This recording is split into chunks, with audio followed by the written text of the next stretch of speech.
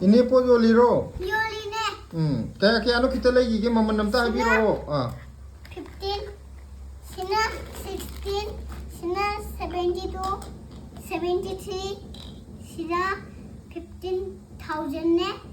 15,000 tu dia am tangi he tangane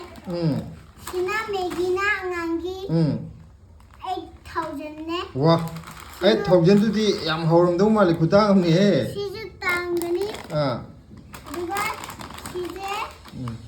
ngangi atapoche sina 15,000 ne as nang di 1,000 ngak tani nang yoli mi am ji ya duga sizu 15,000 ne tangani duga ngangi brace 6,000 ne as maman ji kutang am ni he duga ngangi toise 15 6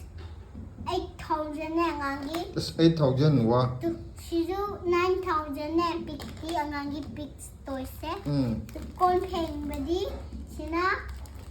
80,000 as ini nang ji posi am tang ma lai lai betal lai ro layo nati yam tangi nang di 1,000 ngak te oi ne si tangamoi kaino